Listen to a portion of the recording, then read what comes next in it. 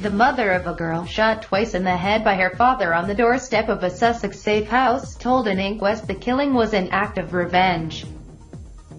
7-year-old Mary Shipstone was attacked in the village of Northiam. She died the next day. Her mother, Lindsay Shipstone, said of her estranged husband Yasser al-Romis, "I was the one he hated the most." The coroner recorded a verdict of unlawful killing for Mary and suicide for al-Romis, who shot himself.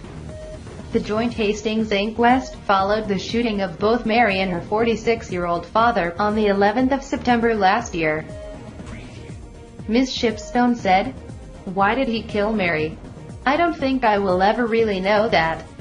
He wanted to kill himself, and for some reason he thought she shouldn't live without him. It was an act of revenge, really. It has got to be. If he really loved her, he never would have murdered her."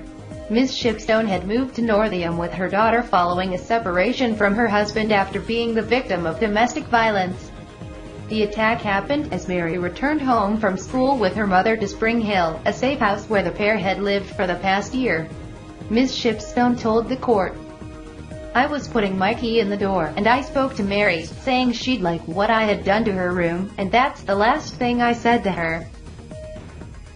There was a terrific sound behind me like someone had burst a balloon.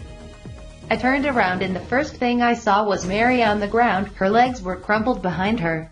She added, "I started screaming she'd been shot. She was breathing.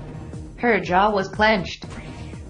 The inquest heard how al-Romis had hired private detective Paul Parton in a bid to find the woman he was still legally married to, purporting to be a friend of hers.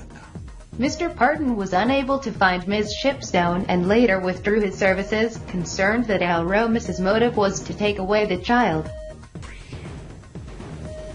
East Sussex coroner Alan Craze said it was not clear how al-Romis found the address, but he described the murder as a thoroughly despicable act of violence. The coroner also said the shooting was not in any way spontaneous, but premeditated over a long period of time.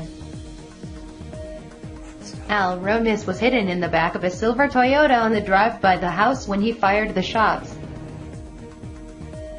The car windows were tinted, and he had created a blind from bin bags to shield himself. Later, his body was found in a pool of blood in the back of the car, where he had shot himself in the head.